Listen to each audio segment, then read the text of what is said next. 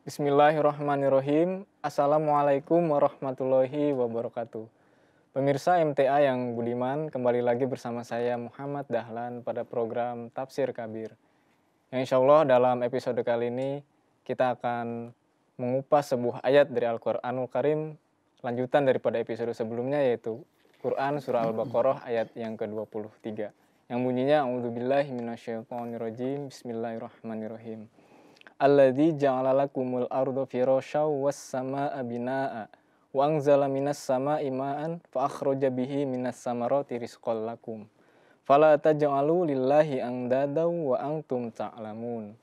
Yang artinya, Dialah Allah yang telah menjadikan bumi sebagai hamparan bagimu dan langit sebagai atap. Dan Dialah yang menurunkan air hujan dari langit.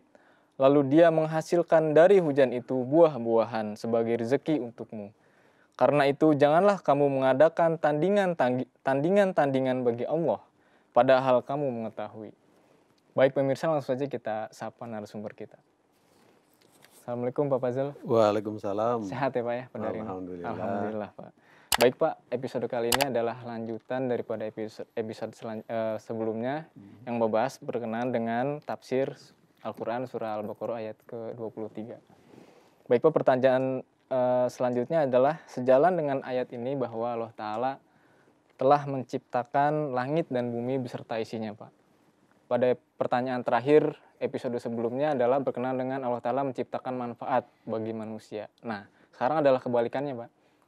Mengapa dari penciptaan Allah Ta'ala itu sendiri terkadang manusia merasa kesusahan atau kesulitan Pak. Bahkan para nabi juga mengalami kesulitan dan penderitaan ini dari ciptaan Allah Ta'ala itu sendiri, itu manusia-manusia lainnya. Bagaimana penjelasan Hazrat Khalifatul Masih Hasani berkenaan dengan ini Pak?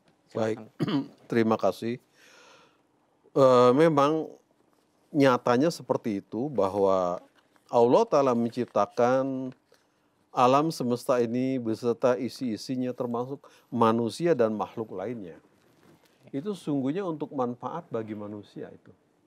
Tapi kadangkala terjadi pula manusia itu mengalami kesusahan, kesulitan, penderitaan dan lain sebagainya di dalam hidupnya dari semua makhluk ciptaan-ciptaan itu sendiri. Ya. Contohnya, para nabi Allah. Allah ciptakan semua apa yang ada di bumi ini dan juga di langit, beserta di antaranya, itu adalah untuk kemaslahatan bagi manusia. Tapi sering sekali manusia mengalami kesulitan, khususnya di sini para nabi misalnya. Nabi Isa misalnya, beliau diutus oleh Allah Ta'ala untuk menyampaikan dakwah dari Allah Ta'ala kepada manusia di zamannya. Tapi rupanya manusia itu tidak menerima kedatangan beliau, bahkan mereka menyiksa beliau sampai digantungkan dan dipaku di tiang salib. Itu kan suatu penderitaan, bukannya suatu kebahagiaan.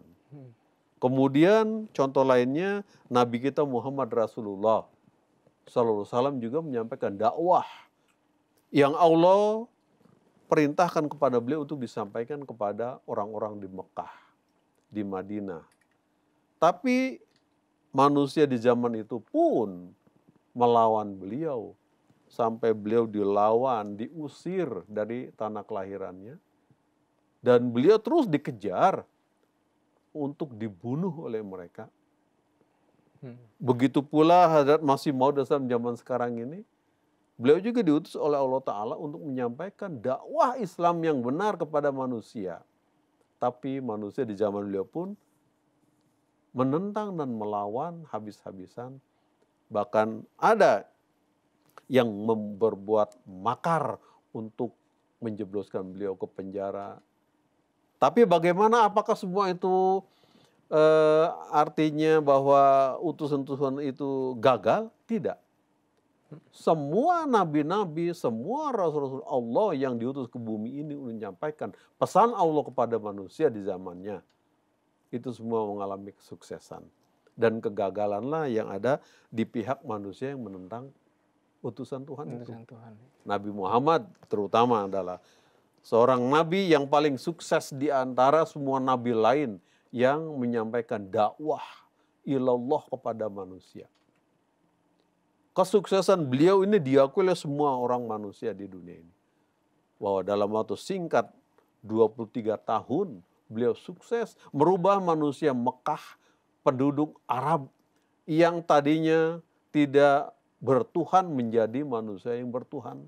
Yang tadinya tidak beriman menjadi manusia yang beriman. Hidupnya diserahkan seutuhnya di jalan Allah Ta'ala mengikuti anjuran dan ajaran Kanjeng Nabi besar Muhammad Rasulullah Sallallahu Alaihi Wasallam. Jadi ini ciptaan-ciptaan Allah Ta'ala yang diciptakan untuk kemaslahatan kebahagiaan manusia itu ternyata kadangkala itu membuat manusia itu sendiri susah. Lalu bagaimanakah kita menyikapi hal ini? Adalah semua itu bagaimana misalnya mengenai pemanfaatan alam semesta ini. Ini manusia hendaknya juga memikirkan hidup. Contohnya Allah menciptakan hutan adalah untuk kemaslahatan kehidupan di muka bumi ini.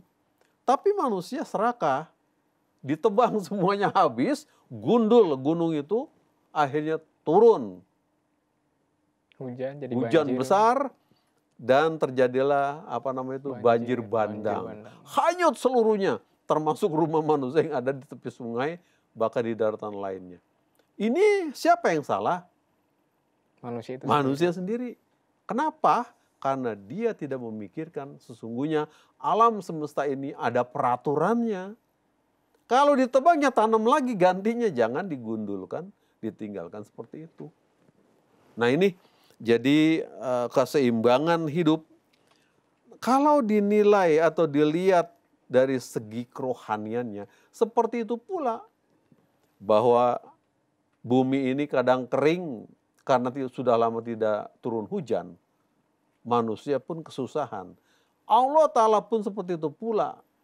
Kalau sudah lama manusia tidak mendapatkan siraman rohani, maka saatnya Allah Ta'ala mengutus Rasul dan Nabi-Nya untuk memberikan kehidupan baru bagi manusia itu. Tapi manusia itu kadangkala kebanyakan itu tidak nerima dan tidak bersyukur. Lalu membuat penderitaan bagi dia sendiri. Dia mengejar-ngejar utusan Nabi, akhirnya mereka sendiri yang mati. Contohnya siapa? Fir'aun. Ya, Fir'aun. Ketika Musa diutus kepadanya untuk ke jalan Tuhan yang benar, dia tidak terima. Bahkan dikejar sampai ke tengah laut, dia sendiri tenggelam di sana mati dengan pasukan-pasukannya. Kenapa? Karena manusia tidak bersyukur terhadap petunjuk Tuhan. Nah ini adalah suatu pelajaran bagi kita manusia, baik yang hidup di zaman dahulu maupun zaman sekarang atau masa yang akan datang.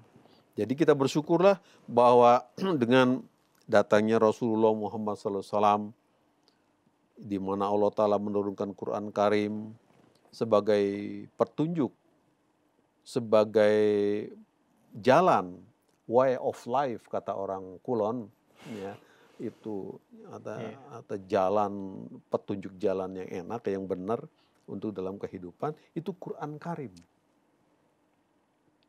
Sabda-sabda Nabi. Kemudian juga adalah sunnah-sunnah Rasul. Ini semua yang harus kita ikuti. Jadi kita beruntung berada di dalam umat ini yang beriman pada rukun iman yang ada 6, termasuk Al-Quran yang harus kita amalkan. Jadi betapa antara ciptaan manusia, Allah Ta'ala di bumi ini, bagi manusia ada sungguhnya untuk kemaslahatannya, tapi justru kadangkala sering menimbulkan kesusahan bagi manusia itu sendiri. Karena apa? Kebanyakan manusia tidak bersyukur kepada Allah Ta'ala. Dia salah menggunakan. Baik itu Nabi yang datang maupun pada alam semesta yang diciptakan. Kadang-kala manusia tidak menggunakannya sebagaimana harusnya. Ini sedemikian hal ini diceritakan dulu dalam Quran Karim. Dibahas itu.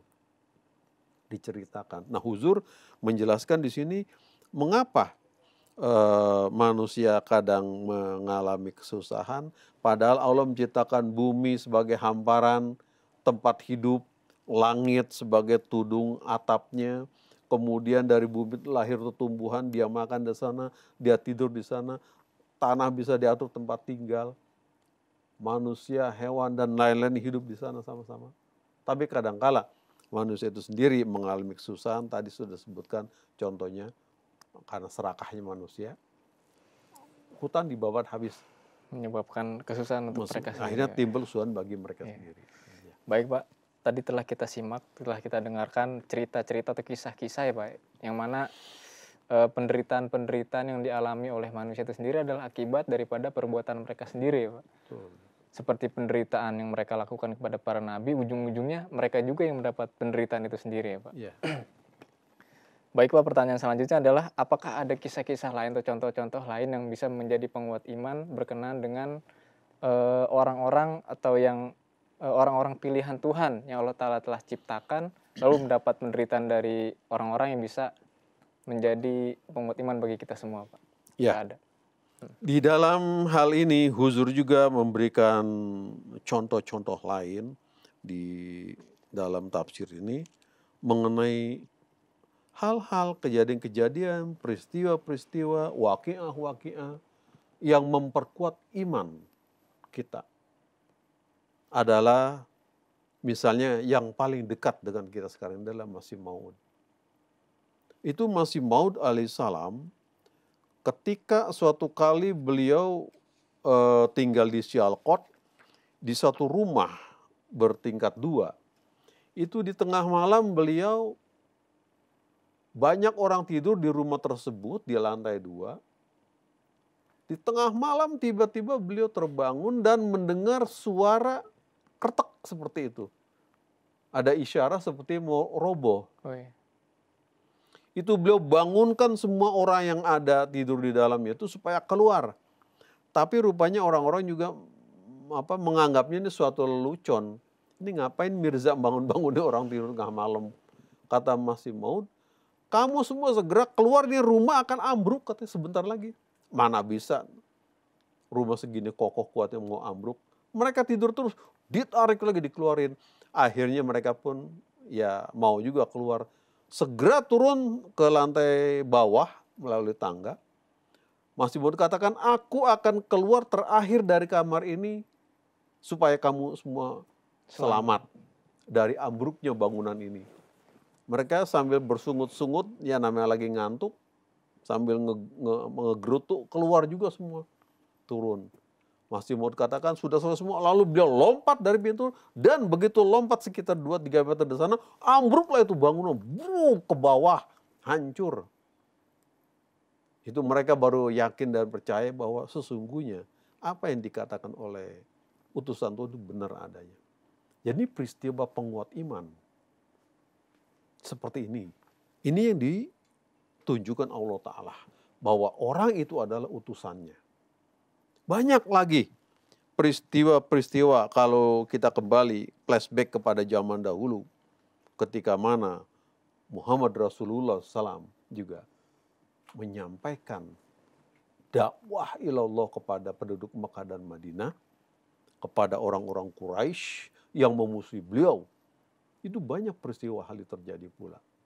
Contohnya adalah ketika mana beliau dikejar-kejar oleh musuh beliau. Ketika hampir sampai mau membunuh beliau dengan pedang, tiba-tiba Allah Ta'ala terjerembab itu kaki kuda yang ditunggangi oleh musuh tersebut yang mengejar beliau. Hampir saja tinggal menyabetkan pedangnya, terjerumus itu kakinya ke dalam Lumpur itu. bukan lumpur, pasir. Pasir. Ya, akhirnya dia terguling. Ya. Rasulullah tengok ke belakang, ngapain kamu kadang ngejar-ngejar saya? Ya, saya diutus oleh oleh pimpinan untuk membunuh kamu. Udah kamu pulang aja katanya, ngapain? Dia pulang, lapor kepada pimpinannya bahwa Muhammad sudah hampir saya kena. Dia itu bukannya dikasih hadiah, malah dimarahin. Kenapa begitu bodohnya kamu, tinggal sedikit lagi kok nggak kena juga katanya. Balik lagi diutus yang lain. Sampai ketika Rasulullah sudah masuk ke Gua Thur, menyelamatkan diri bersama Abu Bakar di dalamnya. itu mereka sudah sampai di muka gua itu. Lalu mereka lihat-lihat bekas telapak kaki Muhammad hanya sampai di lubang gua ini. Kata mereka, nggak mungkin Muhammad terbang ke langit katanya. Dia nggak punya sayap dan nggak mungkin katanya. Pasti dia ada di lubang sini. Tapi kenapa mereka tuh malas untuk lihat ke lubang tersebut? Tapi mereka katakan pasti Muhammad ada di dalam atau naik ke langit. Naik ke langit nggak mungkin katanya, dia nggak punya sayap. Ini pasti ada di dalam. Kenapa sih tinggal lihat saja begitu padahal ada di bawahnya itu? Nah ini adalah perlindungan Allah Subhanahu wa ta'ala. Itu Abu Bakar yang menyertai Rasulullah di dalam gua tersebut sudah menggigil ketakutan. Rasulullah tanya, Abu Bakar, kenapa kamu ketakutan? Aku bukan memikirkan diriku ya Rasulullah, tapi mikirkan engkau. Kata Rasulullah, tenang, kita bukan berdua, tapi kita bertiga. Dengan siapa? Zat Allah Subhanahu wa ta'ala. Ini kata-kata inilah yang mau menguatkan iman itu. Jadi peristiwa seperti ini Allah ditunjukkan Allah Ta'ala kepada para utusannya dan bagi orang yang beriman itu menjadi suatu penguat dalam keimanannya. Ini banyak hal-hal seperti ini terjadi pada kehidupan utusan Allah Ta'ala. Baik Pak, pertanyaan selanjutnya adalah berkenaan dengan kata selanjutnya nih Pak, yaitu kata as-sama'i dan wa antum ta'lamun. Lalu kata setelahnya itu wa akhraja bihi minas samaroti rizqon, Pak. Nah, ini mungkin perlu untuk dijelaskan begitu. Ya. Kata sama'i di sini mengandung makna dalam penjelasan Huzur dalam tafsir ini adalah bahwa sesuatu yang tinggi ada di atas. Maksudnya adalah bahwa secara jasmani Allah Ta'ala itu menciptakan langit untuk tudung kehidupan bagi manusia di alam semesta ini. Nah, kata ketinggian ini pula apa maksudnya? Air itu selalu naik ke atas apabila ia menguap. Sampai di atas, kemudian Allah Ta'ala ciptakan dalam bentuk awan. Kemudian dia turun lagi ke bumi berupa hujan. Ini terjadi proses alami seperti ini adalah juga menggambarkan secara rohani. Artinya, bila di bumi rohani manusia ini sudah kering, maka Allah Ta'ala pun yang maha mengetahui sudah waktunya untuk mengutus seorang nabi atau utusannya untuk memberikan siraman air segar, yaitu nasihat-nasihat kerohanian bagi manusia itu. Tapi masih mau menjelaskan bahwa hal ini hanya akan terjadi adalah dari umat Muhammad Rasulullah Sallallahu Alaihi Wasallam. Tidak ada jalan lain yang untuk mencapai hal ini adalah kecuali mengikuti ajaran Muhammad Rasulullah Sallallahu Alaihi Wasallam. Jadi agama yang hidup, yang terakhir agama Islam, dan syariat yang hidup, syariat Al-Quran Karim yang tetap hidup untuk berlaku di sepanjang masa, sepanjang zaman adalah ajaran Rasulullah Muhammad Sallallahu Alaihi Wasallam. Jadi masalah bahwa apa yang ditanyakan tadi itu, bahwa Allah Subhanahu wa Ta'ala menciptakan langit as-sama minas sama'i ma'an, artinya dari langit itu diciptakan air. Artinya adalah hujan. Secara jasmani seperti itu untuk kehidupan bagi manusia dan juga bagi makhluk-makhluk lainnya di muka bumi ini. Secara rohani, Huzur menjelaskan seperti itu pula ketika kering kerontang rohani manusia yang tidak ada lagi mendapatkan petunjuk jalan, Tuhan pada waktunya itu mengirimkan utusannya begitu ya, Pak, ke dunia ini sebagai utusan nabi-nabinya. Baik, mungkin pertanyaan penutup pada episode kita kali ini, Pak, yaitu di dalam ayat ini disinggung perihal pendapat para filosof barat, Pak. Mereka mengatakan bahwa wahyu itu tidak pernah ada begitu, Pak. Allah Ta'ala itu tidak pernah mengirimkan wahyu kepada manusia. Nah, bagaimana pendapat Hadrat Khalifatul Masih As-Sani radhiyallahu anhu untuk menanggapi pendapat mereka ini, Pak? Ya, memang seperti itu. Ada para filosof dari barat mereka mengatakan bahwa wahyu itu tidak ada. Lalu Huzur memberikan penjelasan bahwa kenapa mereka itu berpendapat bahwa wahyu itu tidak ada. Itu kesalahannya adalah karena mereka pertama tidak memahami apa itu sesungguhnya wahyu ilahi. Petunjuk yang datang dari Allah Ta'ala. Kabar-kabar gaib yang datang dari Allah Ta'ala yang dia berikan kepada hamba-hamba pilihannya.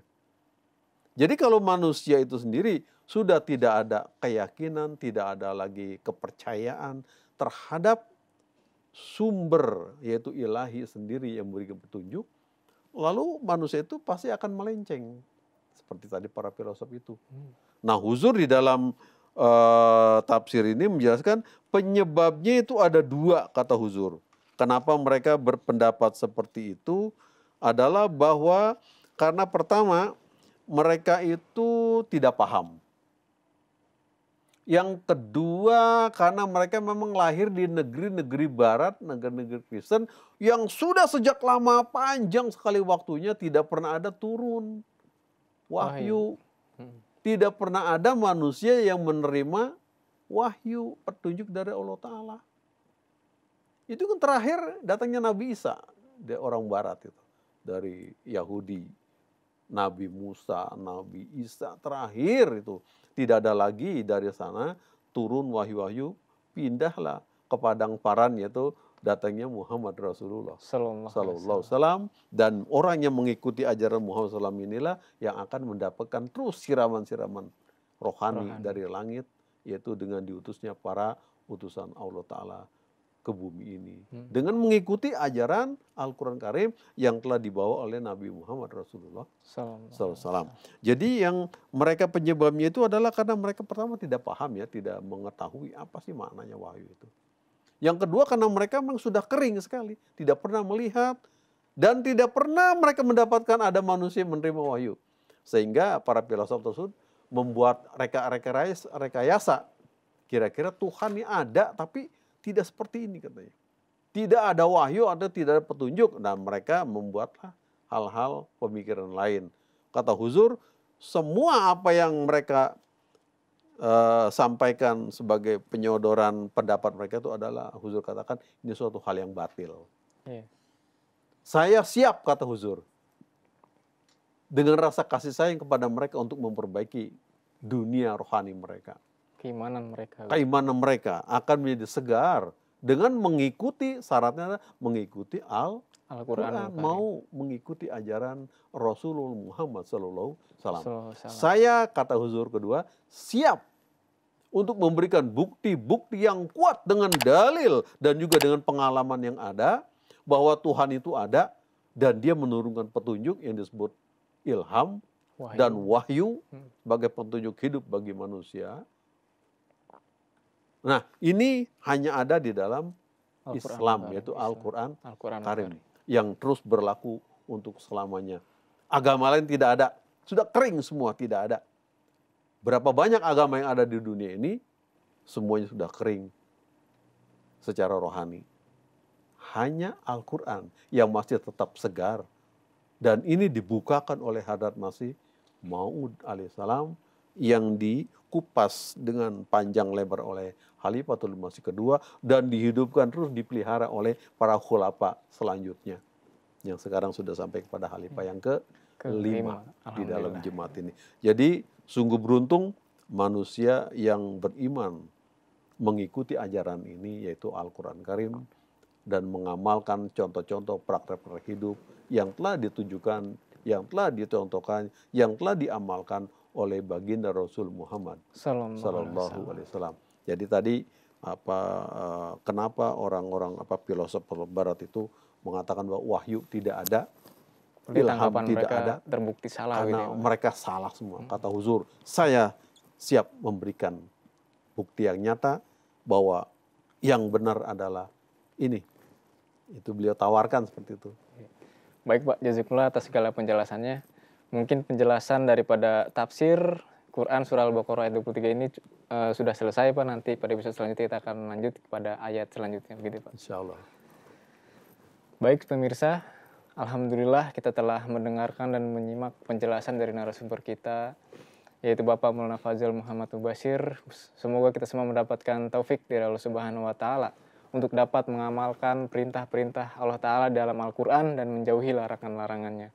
Saya Muhammad Dahlan dan segenap kru MTA yang bertugas mohon undur diri. Assalamualaikum warahmatullahi wabarakatuh.